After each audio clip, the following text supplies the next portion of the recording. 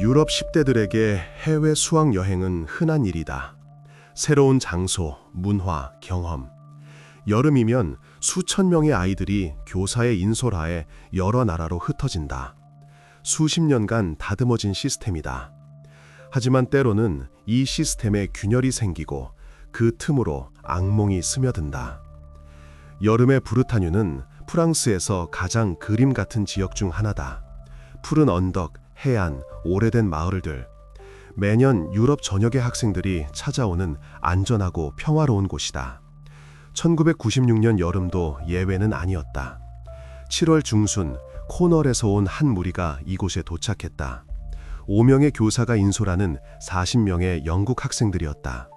그들 중에는 캐럴라인 디킨슨이 있었다. 다른 유럽 국가로의 첫 여행은 어떤 10대에게나 특별한 이벤트다. 소녀는 호기심 가득한 눈으로 주위 모든 것을 살피며 새로운 경험을 흡수했다. 버스가 경사진 지붕의 석조주택을 지날 때마다 고개를 돌렸다. 좁은 골목길을 사진에 담았다. 유리에 반사되지 않도록 카메라를 창문에 바싹 붙였다.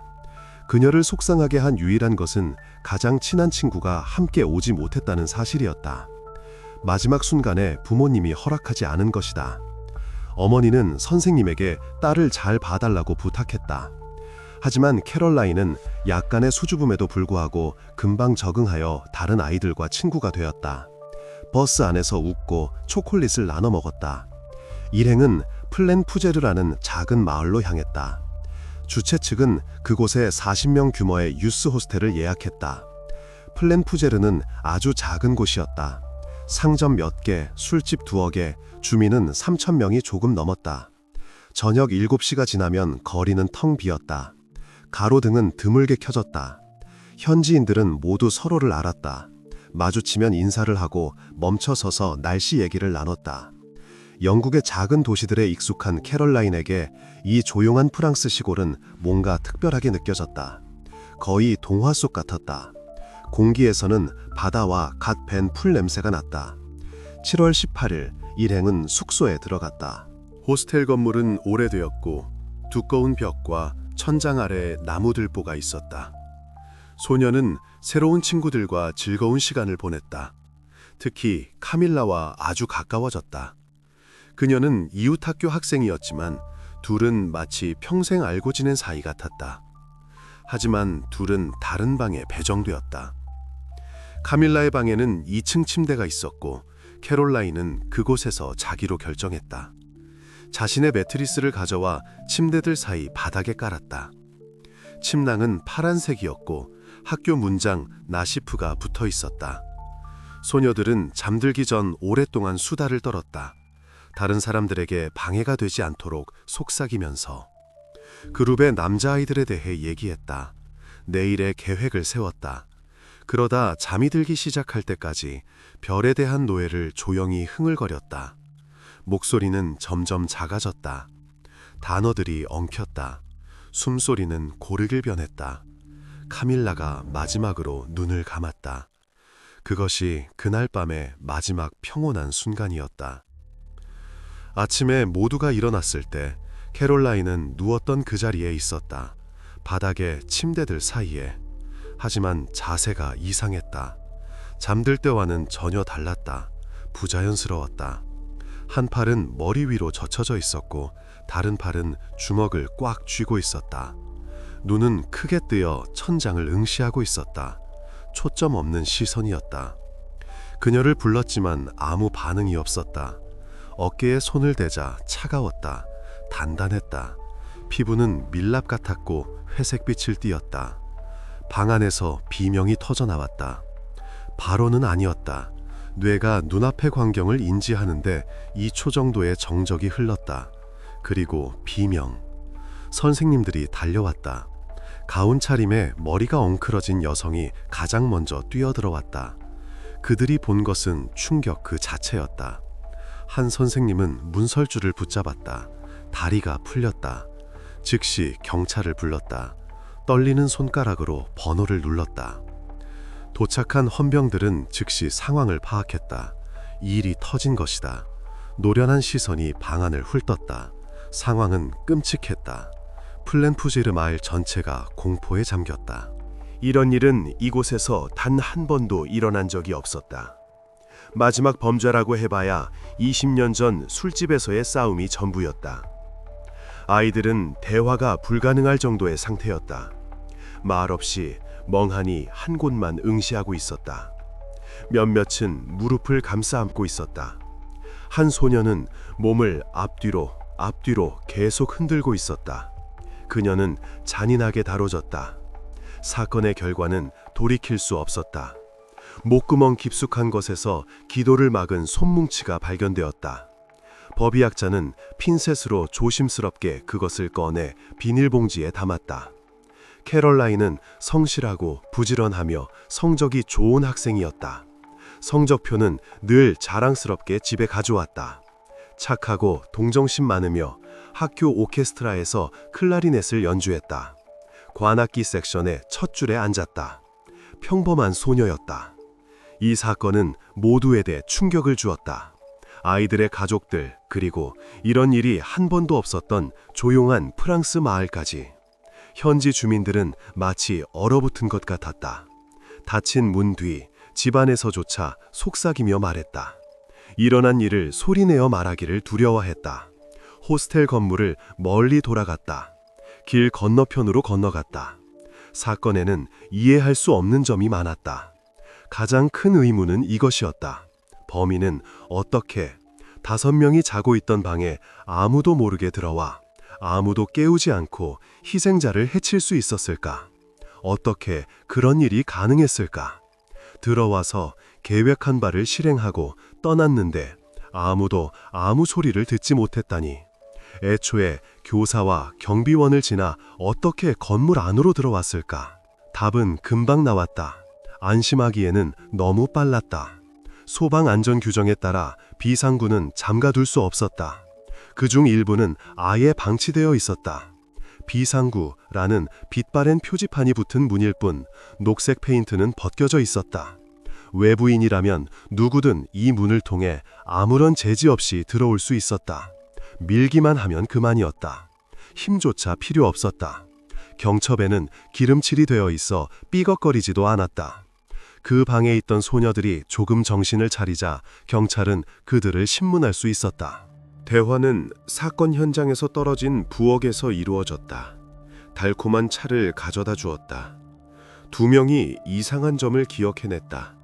한 명은 밤에 깼는데 벽시계가 4시 10분 전을 가리키고 있었다. 캐럴라인 쪽에서 조용한 신음과 움직이는 소리를 들었다. 베개에 막힌 듯한 희미한 소리였다.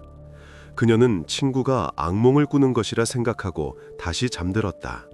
다른 쪽으로 돌아 누워 이불을 더 끌어당기고 눈을 감았다. 다른 한 명은 비슷한 시간, 어쩌면 조금 더 늦거나 빨랐을 수도 있는데 정확히 기억나지는 않지만 방을 가로질러 출구로 향하는 그림자를 보았다. 어둠 속에서 거의 분간할 수 없는 실루엣이었다. 키가 크고 등이 굽어 있었다. 그녀는 소녀들 중 누군가 화장실에 가는 것이라고 생각했다. 아니면 선생님 중 한 분이 확인하러 들여다본 것이거나. 비명은 없었다. 경계심을 가질 만한 것은 아무것도 없었다. 호스텔의 평범한 밤소리들, 잠든 이들의 숨소리, 시트가 스치는 소리, 어딘가에서 수도꼭지가 뚝뚝 떨어지는 소리. 수사팀은 대략적인 사건의 그림을 재구성했다. 캐럴라인은 그날 밤 친구들 곁에 있고 싶어 2층 침대 사이 바닥에서 잤다. 7월 18일 새벽 4시경 신원미상의 남자가 잠기지 않은 문을 통해 호스텔에 들어왔다. 아마도 그는 이전에 이곳에 와서 건물을 정찰했을 수도 있다. 어디에 무엇이 있는지 알고 있었을 것이다. 계단을 올라갔다. 느리고 조심스럽게. 계단은 삐걱거리지 않았다. 건물은 비교적 새 것이었다. 바닥에서 자고 있는 소녀를 보았다. 그녀가 다른 아이들과 떨어져 누워 있었기 때문에 그녀를 선택했다. 접근하기 가장 쉬웠기 때문이다. 소리치지 못하도록 그녀의 입에 큰 손뭉치를 밀어넣었다. 미리 준비해서 가져온 것이었다. 그녀는 잔인하게 다뤄졌다. 그는 조용하고 체계적으로 행동했다. 그 후 동작 감지기가 꺼지면서 불이 꺼졌다. 복도는 어둠에 잠겼다. 타이머는 15분간 움직임이 없으면 꺼지도록 설정되어 있었다. 바로 그 순간 한 선생님이 창밖을 내다보았다. 어떤 소리에 잠이 깬 것이다. 쿵 하는 소리, 삐걱거리는 소리, 엔진 소리. 그녀는 정확히 알 수 없었다. 눈을 비비고 침대에서 일어나 맨발로 창가로 다가갔다. 커튼을 젖혔다. 건물에서 오토바이 한 대가 떠나는 것을 보았다. 헤드라이트가 아스팔트 위에 노란 줄을 그었다. 빨간 후미등이 어둠 속으로 사라졌다. 그저 누군가 지나가는 것이라고 생각했다. 아마 현지 주민이 늦게 귀가하는 것이겠지. 여성은 혹시 몰라 방들을 확인했다. 맨발로 복도를 걸었고 발밑의 마룻바닥은 차가웠다. 살짝 열린 문틈으로 안을 들여다보았다. 아이들은 모두 침대에 누워 자고 있는 것 같았다. 숨소리는 고르고 조용했다. 누군가는 코를 골았고 누군가는 잠꼬대를 했다. 불을 켜서 모두를 깨울 이유는 없었다. 그녀는 자신의 침대로 돌아갔다. 이불을 덮었다. 나중에 바로 그녀의 증언을 토대로 용의자의 첫 몽타주가 작성되었다. 그녀는 가로등 불빛에 비친 얼굴을 기억했다. 1초도 안 되는 순간이었지만 기억했다. 수사는 완전한 비밀리에 진행되었다. 세부 사항은 공개되지 않았다. 다른 아이들의 부모에게는 최소한의 정보만 전달되었다. 사건이 발생했고 수사가 진행 중이며 아이들은 안전하다는 필수적인 내용뿐이었다. 현지 주민들에게도 마찬가지였다. 술집에서는 속삭임으로 이야기가 오갔지만 아무도 확실한 것은 몰랐다. 이는 영국의 관행과는 극명하게 달랐다. 카메라, 마이크, 증인에게의 호소 같은 것들 말이다. 그럼에도 불구하고 프랑스의 접근 방식은 놀라울 정도로 빠르게 결과를 낳았다. 불과 이틀 후 캐롤라인 디킨슨에게 일어난 일을 자백한 남자가 체포되었다고 발표되었다. 소식은 수요일 아침에 전해졌다. 용의자는 40세의 파트리스 파데로, 범죄 전과가 있는 노숙자였다. 그는 즉시 수사 대상에 올랐다. 폭력 및 폭행 전과가 있었다. 3페이지에 달하는 긴 목록이었다. 게다가 알코올과 마약 중독 문제도 있었다. 생활 방식도 의심스러웠다. 공원, 다리 밑, 때로는 버려진 건물 등 닥치는 대로 잠을 잤다. 그 주에 그는 그 근처에서 목격되었다. 한 증인은 사건 발생 전날 파데가 가게 앞에서 잔돈을 구걸하는 것을 보았다고 증언했다.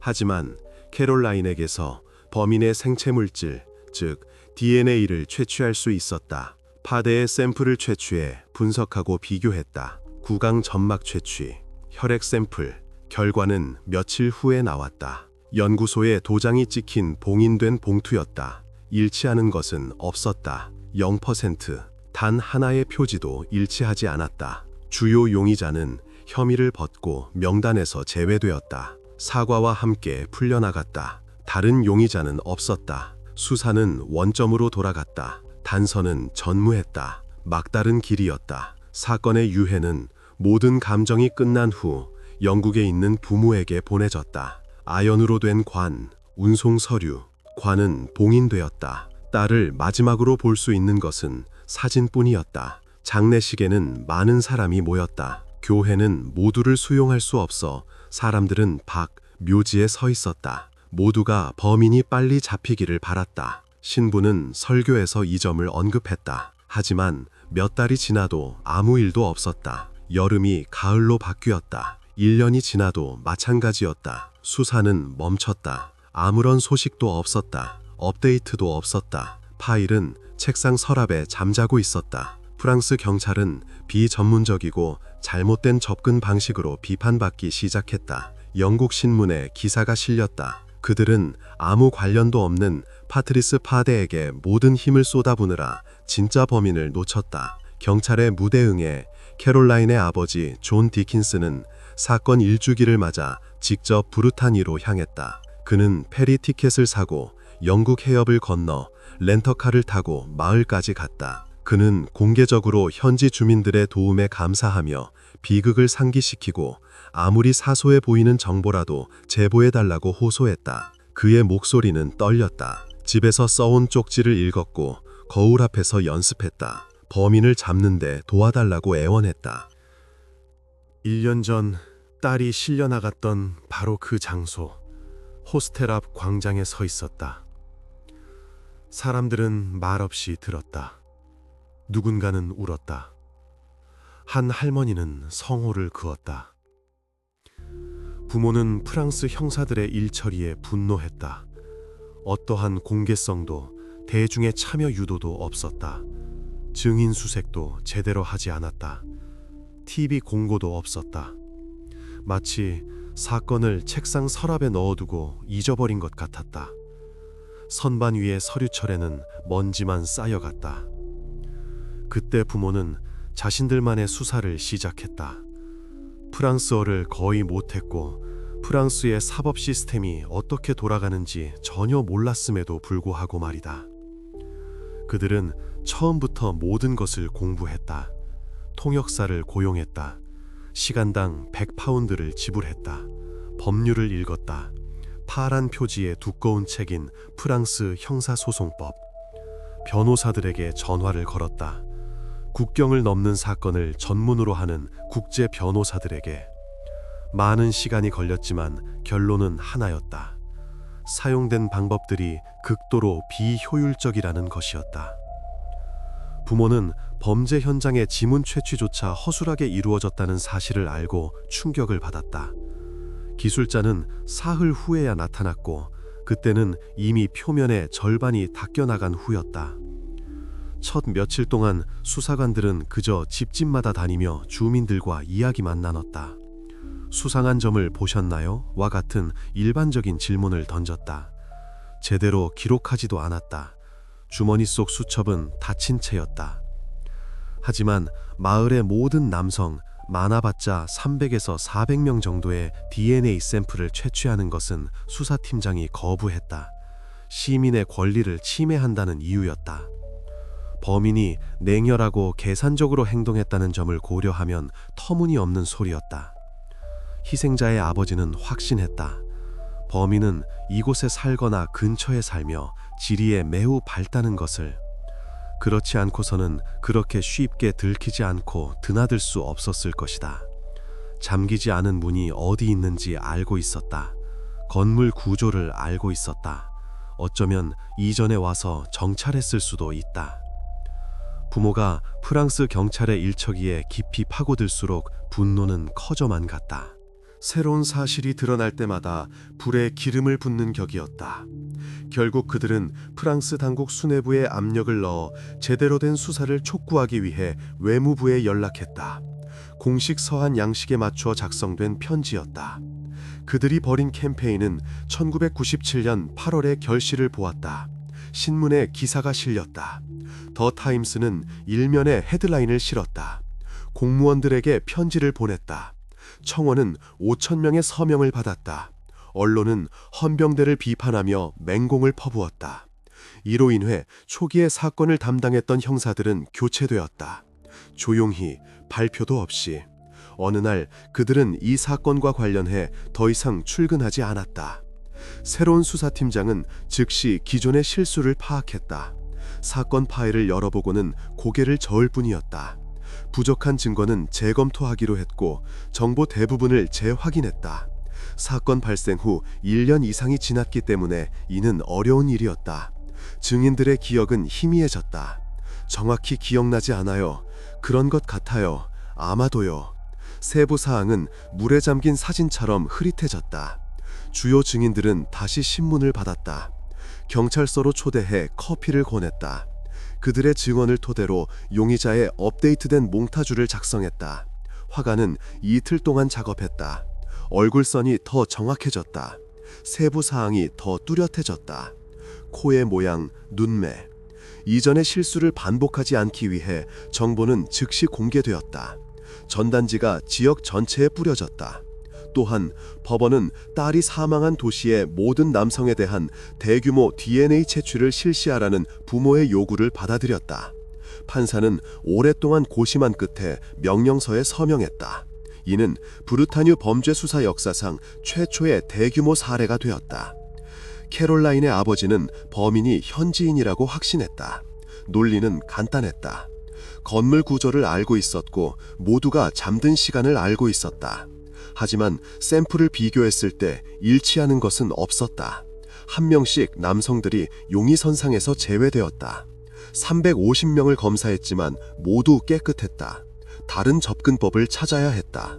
수색 범위를 마을뿐만 아니라 반경 30km의 주변 지역까지 넓혀야 했다. 그리고 바로 여기서 새로운 형사는 이웃 도시인 색말로에서 일어난 사건과의 흥미로운 연관성을 발견했다. 밝혀진 바에 따르면 캐럴라인이 피해를 입은 바로 그날 밤 색말로의 한 유스 호스텔에 신원 미상의 남자가 침입했다. 그곳에는 학생들이 묵고 있었다. 그들 역시 영국 학생들처럼 부르타뉴로 여행온 온 것이었다. 낯선 남자는 4명의 10대들이 자고 있는 방으로 들어갔다. 문은 살짝 열려 있었다. 하지만 그는 즉시 발각되었고 불이 켜지고 소란이 일었다. 비명소리에 복도 전체가 잠에서 깼다. 그는 도망쳤다. 복도로 뛰쳐나가 사라졌다. 변명조차 시도하지 않고 계단을 뛰어내려갔다. 행동은 캐럴라인이 피해를 입은 호스텔에서 일어난 일과 일치했다. 동일한 수법, 동일한 방식, 동일한 확신에 찬 움직임. 아마도 색말로에서의 시도가 실패한 후 범인은 25km를 이동해 새로운 희생자를 찾았을 것이다. 오토바이로 30분 거리였다. 다른 중요한 단서들과 마찬가지로 이 정보는 초기 수사에서 완전히 무시되었다. 두 사건을 연관짓지 못한 것이다. 다른 도시, 다른 헌병대, 정보는 전달되지 않았다. 색말로에서는 아무도 다치지 않았기 때문에 정보가 거의 없었다. 신고는 접수되었지만 사건은 일주일 만에 종결되었다. 하지만 그 방에 있던 4명의 증인은 불빛 아래서 가까운 거리에서 용의자를 보았다. 얼굴, 옷차림, 어두운 재킷, 청바지, 체격, 중간 키의 마른 체형. 그들을 찾아 신문했다. 한 명은 이미 독일 집으로 돌아가 전화로 연락해야 했다. 그들은 몽타주를 더 정교하게 다듬는 데 도움을 주었다. 광대뼈가 약간 다르고 턱이 더 뾰족했다. 머리카락은 더 짧아서 거의 삭발에 가까웠다. 유스 호스텔을 노리는 범죄자에 대한 정보가 프랑스 전역에 배포되었다. 모든 현에 팩스가 보내졌다. 모든 유사시설에 수배 전단이 발송되었다. 경계를 늦추지 말 것, 문을 확인할 것, 추가 잠금 장치를 설치할 것. 동시에 비슷한 사건, 즉 호스텔에서의 폭행, 가혹행위, 불법 침입에 대한 정보를 수집하기 시작했다. 호스텔에 전화를 걸어 관리자들을 신문했다. 데이터는 많지 않았지만 용의자 목록은 점차 늘어났다. 1997년 말까지 이 지역에서 관련이 있을 수 있는 남성은 약 3,000명으로 집계되었다. 엑셀 시트에 수백 줄의 목록이 만들어졌다. 진짜 범인을 찾기 위해 그들 모두를 검사해야 했다. DNA 샘플을 채취하고 비교하는 것이었다. 이 정도 규모의 검사는 거의 2년이 걸렸다. 느리고 고된 작업이었다. 한 명씩 불러 면봉으로 검체를 채취하고 연구소의 결과를 기다렸다. 수사관들은 꼼꼼하게 일했다. 곧 사건 자료에 동일한 이름, 프란시스코 아르세 몬테스가 반복적으로 등장하는 것을 발견했다. 계속해서. 다른 사건, 다른 해였지만 이름은 같았다. 유럽 전역에서 화려한 범죄 경력을 가진 47세의 스페인 국적자였다. 서류철은 두꺼워서 다치지 않았다. 그는 80년대에 독일에서 처음 체포되어 가혹행위로 5년형을 선고받았다. 3년 반을 복역하고 가석방되었다. 그 후 네덜란드에서 폭행 사건이 있었고 몇 달간 감옥에 있었다. 결국 집행유예였다. 다음 체포는 1994년 프랑스에서 유스 호스텔 폭행 미수 사건이었다. 그의 인상착기는 증인들의 진술로 작성된 몽타주와 정확히 일치했다.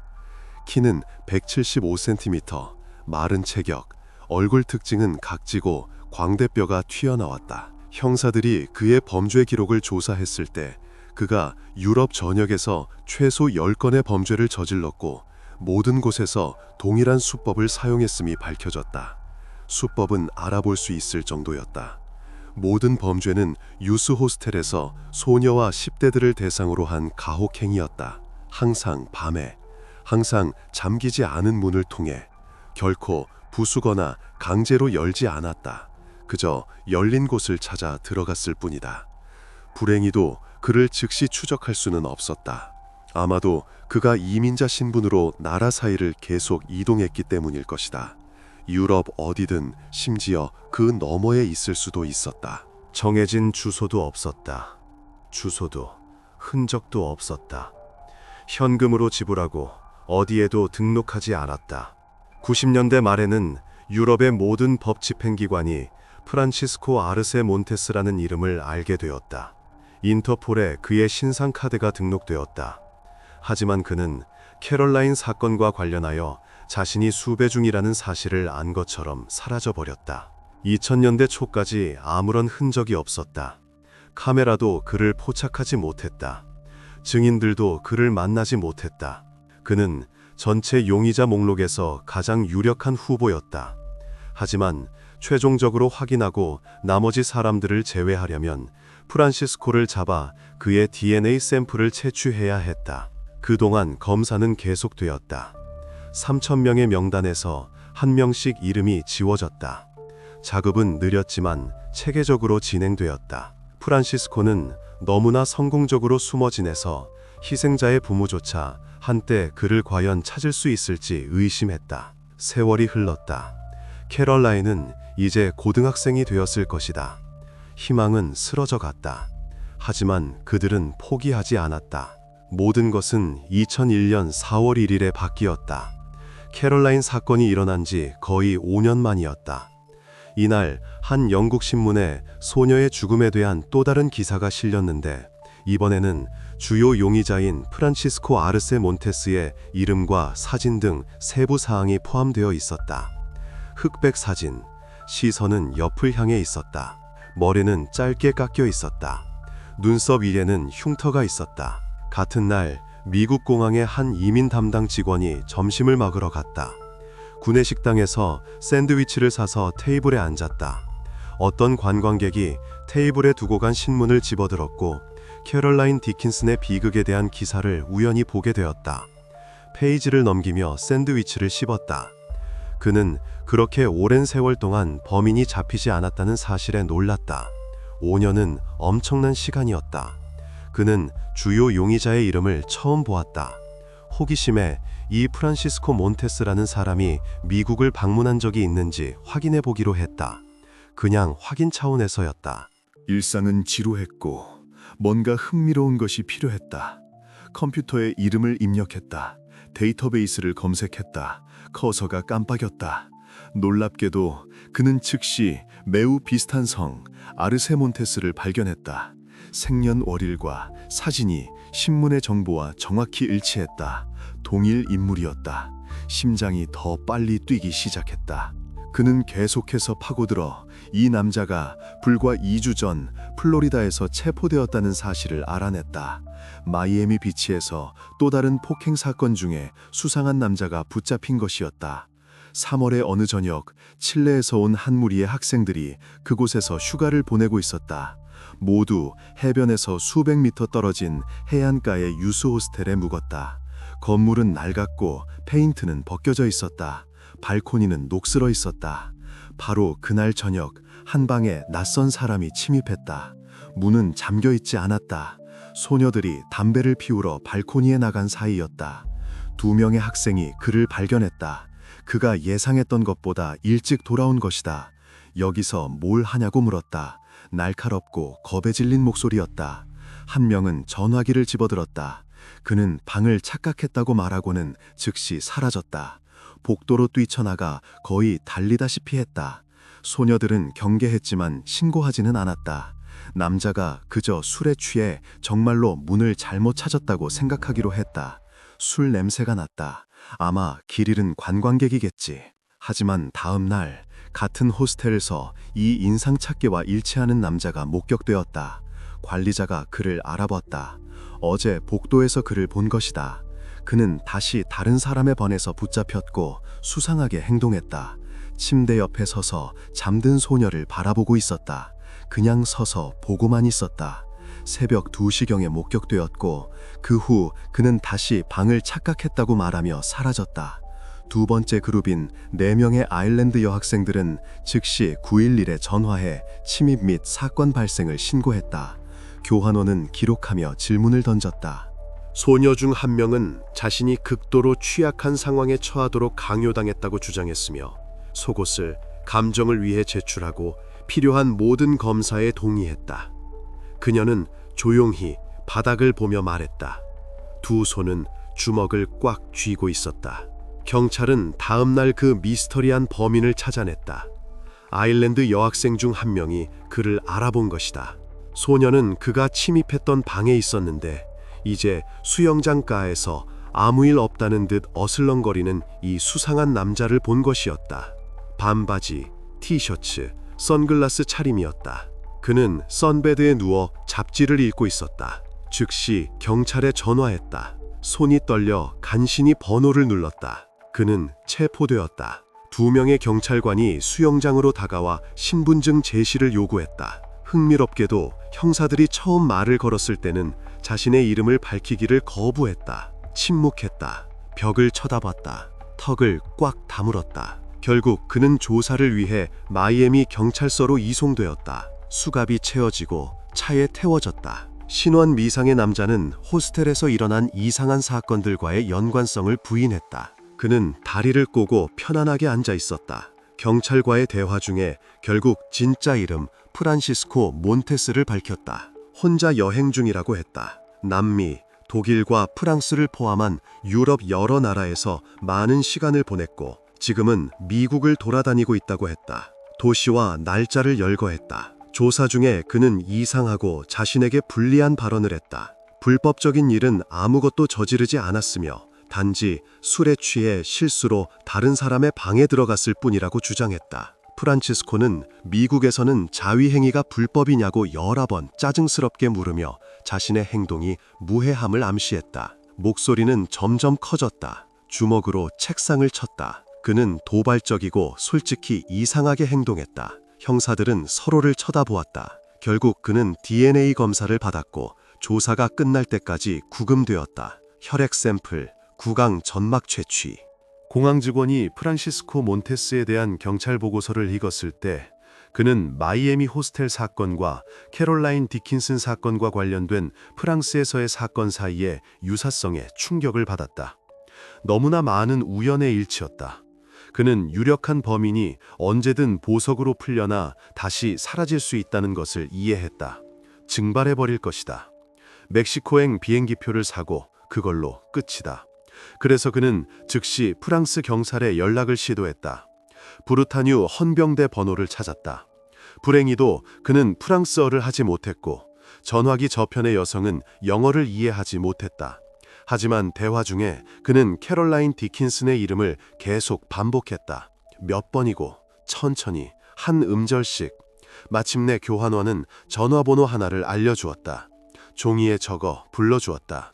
그렇게 해서 현지 헌병대에서 오랫동안 통역사로 일했던 은퇴한 영국 영사와 통화할 수 있었다. 처음에 남자는 낯선 사람의 이른 시간에 무례한 전화에 분개했지만 상황이 심각하다는 것을 금방 깨달았다. 목소리 톤이 바뀌었다.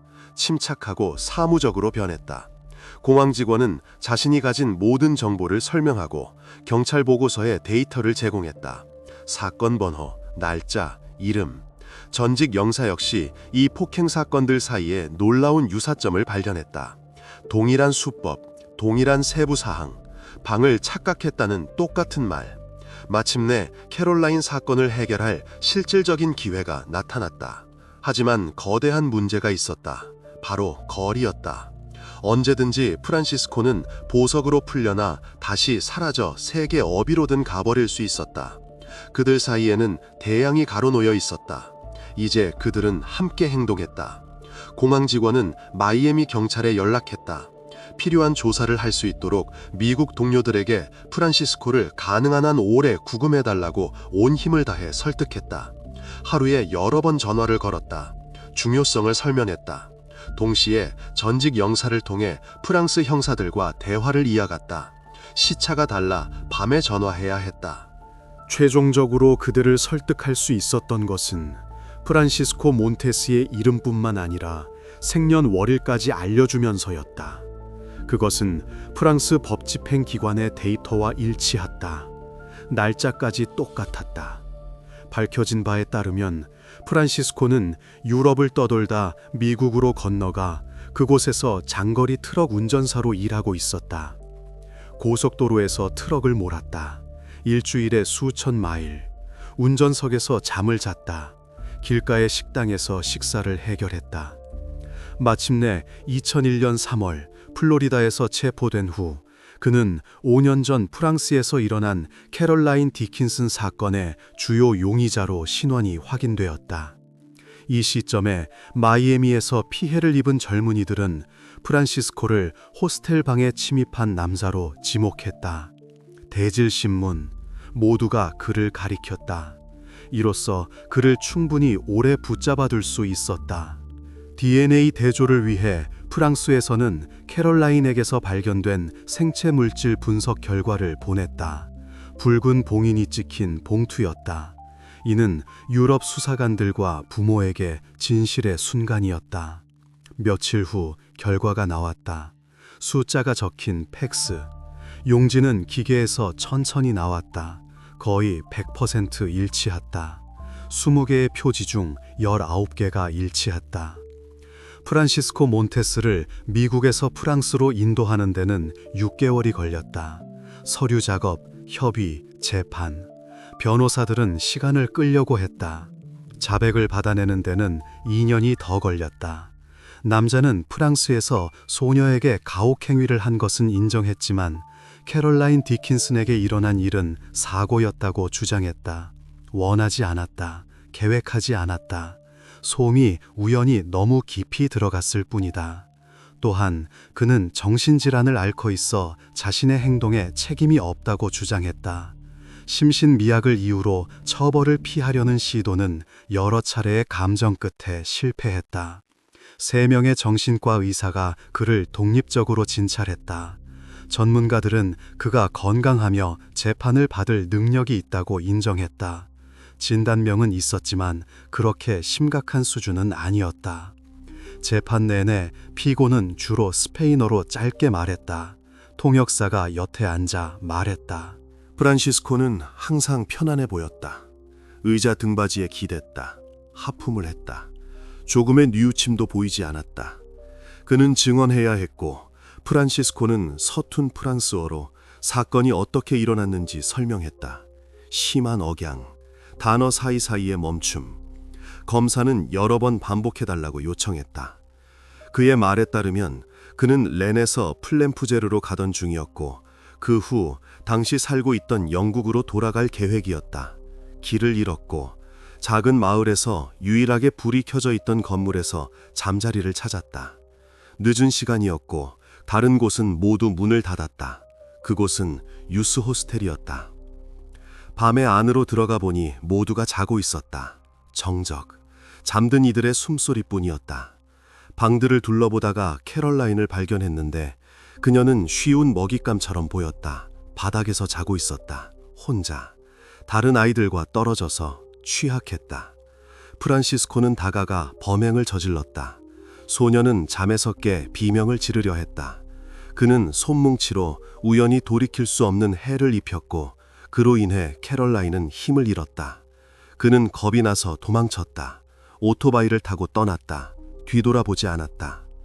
재판 중에 프란시스코는 희생자의 부모에게 사과하며 디킨슨 가족이 저를 절대 용서하지 않으리라는 것을 압니다 라고 말했다. 그는 감정 없이 단조롭게 이 말을 했다. 변호사가 써준 쪽지를 읽었다. 희생자의 부모는 당시 이미 이혼한 상태였지만 막내딸과 함께 재판에 참석하여 증언했다. 그들은 맨 앞줄에 앉았다. 어머니와 아버지는 자신들의 딸이 세상을 보고 다른 나라를 방문하고 싶어 했던 순진한 어린 소녀였다고 말했다. 그녀의 꿈은 이 여행에서 실현되기 시작했다. 처음으로 해외에 나갔고 처음으로 부모님 없이 떠났다. 부모는 프랑스를 안전한 나라로, 딸은 선생님들의 확실한 보호 아래 있다고 믿으며 의심 없이 캐롤라인을 여행 보냈다. 일행은 견학을 통해 여러 흥미로운 장소를 방문할 예정이었다. 아무도 여행이 어떻게 끝날지 상상하지 못했다. 그렇지 않았다면 결코 보내지 않았을 것이다. 절대로. 그들은 범인을 용서하지 않았다. 증오에 찬 눈으로 쳐다보았다. 어머니는 울었고 아버지는 주먹을 꽉 쥐었다. 법정에서는 피고인의 삶에 대한 세부 사항이 드러났다. 정신과 전문가는 2시간 동안 증언했다. 정신 문제는 10대 시절에 시작되었다. 강박장애 OCR 증상이 나타났다. 그는 위생에 말 그대로 집착했다. 손수건을 통해 문을 열고 불을 켰고 손으로 아무것도 만지지 않으려 했으며 모든 것을 미네랄 워터와 비누로 여러 번 꼼꼼히 씻었다. 손은 씻느라 항상 붉었다. 피부는 갈라지고 피가 났다. 20살 때 프란시스코에게 첫 문제가 생겼다. 이를 알게 된 지인들이 그를 정신과 의사에게 보냈고 의사는 우울증과 진행성 조현병을 진단했다. 약을 처방했다. 프란시스코는 약을 먹지 않았다. 70년대 중반 그는 고향 스페인을 떠나 유럽을 여행하기 시작했다. 노숙 생활을 하며 웨이터, 호텔 도어맨, 운전사로 아르바이트를 했지만 주로 아버지가 보내주는 돈으로 생활했다. 한 달에 한 번씩 송금되었다. 아버지는 부유했고 사업체를 소유했다. 한 지인은 피고인이 유럽의 모든 유수 호스텔을 알고 있었고 소녀들을 사냥했다고 묘사했다. 지도를 만들고 주소를 표시했다. 주소가 적힌 수첩은 사건의 증거물이었다. 특히 그는 아주 어린 소녀들에게 관심이 있었다. 20대가 넘는 이들은 늙었다고 생각했다. 이 친구는 또한 언젠가 프란시스코가 대화 중에 사람에게 돌이킬 수 없는 해를 입히는 것에 아무런 문제가 없다고 인정했다고 말했다. 날씨 이야기하듯 아무렇지 않게 말했다. 모두 언젠가는 떠나. 그 말은 무섭게 들렸다. 한때 피고인에게는 여자친구가 있었다. 그녀는 그에게서 아들까지 낳았지만 결국 가혹행위 때문에 떠났다. 보호해야 할 존재와 함께 한밤중에 도망쳤다. 쪽지를 남겼다. 그 후 그는 새로운 여행을 떠나 범죄를 저지르기 시작했다. 마침내 2004년 6월 14일 3주간의 재판 끝에 54세의 프란시스코 몬테스는 만장일치로 캐롤라인에게 일어난 일과 그녀에 대한 가혹행위에 대해 유죄 판결을 받았다. 배심원단은 4시간 만에 평결을 내렸다. 범인은 종신형을 선고받았다. 판사는 10분 동안 판결문을 낭독했다. 희생자의 부모는 안도의 한숨을 내쉬었다. 어깨가 축 처졌다. 어머니는 두 손으로 얼굴을 가렸다. 그들은 8년간의 정의를 향한 기다림과 자신들의 활동이 딸에게 일어난 일에 대한 유죄 판결을 이끌어냈다고 믿었다. 하지만 불행은 여기서 끝나지 않았다. 기회가 생기자마자 범인은 즉시 항소했다. 변호사가 법원에 서류를 제출했다. 재심 준비에 1년이 더 걸렸다. 사건은 2005년 6월에 법정에 올랐다. 프란시스코는 다시 유죄 판결을 받았지만 형량은 가석방 권리가 있는 30년으로 감형되었다. 20년 후 그는 다시 항소했다. 하지만 나중에 그는 항소를 취하였다. 그냥 설명도 없이. 변호사는 어깨를 으쓱했다. 모두를 놀라게 한 것은 피고인의 범죄 목록이었다. 그것을 낭독하는 데만 10분 정도가 걸렸다. 법원 서기는 단조롭게 읽어내려갔다. 종신형 선고 전 20년 동안 그는 독일에서 사건의 폭행, 스페인에서 14건을 저질렀다. 프랑스에서도 한 차례 미수 사건이 있었는데 이는 캐롤라인 사건 이전에 일어난 일이었다. 분명히 이 남자가 저지른 범죄의 실제 규모는 훨씬 더 클 수 있지만 법정에서는 피해자들이 경찰에 신고한 공식적으로 기록된 사건들만 다루어졌다. 얼마나 많은 이들이 신고하지 않았는지는 알 수 없다. 두려움, 수치심, 경찰에 대한 불신. 흥미롭게도 다른 희생자들은 모두 살아남았다. 아마도 캐롤라인은 사건을 겪고 살아남지 못한 그의 유일한 희생자였을 것이다. 하지만 그의 사건을 연구한 미국 형사들은 그가 미국과 유럽에서 일어난 일련의 폭행 사건에 책임이 있다고 보고 있다. 단지 증거가 없을 뿐이다. 연관성이 확립되지 않았다. 유죄 판결 후 심각한 의문이 제기되었다. 왜 그동안 그를 막지 못했는가? 그는 캐롤라인 사건 1년 후인 1997년 가을에 스페인에서 체포될 수도 있었지만 사법망을 피했다. 범인을 프랑스 헌병대에 인도하는 데 장애가 된 것은 유럽 국가들의 법 집행기관 간의 협력 체계가 제대로 구축되어 있지 않았기 때문이었다. 관료주의, 국경, 다른 언어, 다른 시스템.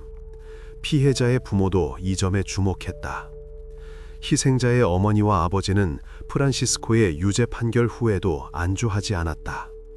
여러 국가 당국 간의 협력 부재 문제를 계속해서 제기했다. 편지를 썼다. 국회의원, 장관들에게 콘퍼런스에서 연설했다. 그들은 브뤼셀, 스트라스부르에 초청받았다. 이 때문에 범죄자들은 국경을 넘어 처벌받지 않고 있다. 피해자의 부모는 국제 DNA 데이터베이스 구축을 주장했다. 그러면서 항상 딸의 이야기를 인용했다. 딸의 사진을 보여주었다. 이 사건은 중요한 지표가 되었다. 국제 협약이 있다면 대륙이 달라도 교활한 악행을 막을 수 있음을 보여주었다. 프란시스코에게 캐롤라인 사건의 재판은 끝나지 않았다. 2015년 범인은 여학생 사건 1년 후에 일어난 소녀에 대한 가혹행위로 유죄 판결을 받았다. 그는 18세 소녀에 대한 가혹행위 사건 재판을 위해 스페인으로 인도되었다. 남자는 피해자가 열쇠를 잃어버렸다고 말하며 그녀가 가족과 함께 살던 아파트 건물로 들이는 속임수를 썼다. 그 후 칼로 위협하며 공격했고 그녀를 극도로 취약한 상황에 처하게 했다. 이 범죄로 그는 스페인에서 1년 징역형을 선고받았다. 그 후 프랑스 감옥으로 돌아와 종신형을 복역했다. 3m 곱하기 2m의 감방, 천장 아래의 창문, 간이 침대, 책상, 의자. 프란시스코의 항소 행렬은 점차 줄어들었다. 캐롤라인 사건에 대한 형기를 마친 후 그는 스페인으로 인도되어 추가로 11년을 복역해야 한다. 가장 빨리 자유를 얻을 수 있는 시기는 2038년이다. 하지만 범인이 감옥에서 88번째 생일을 맞이할 가능성은 희박하다. 나이, 건강, 감옥 환경 등 모든 것이 그에게 불리하다.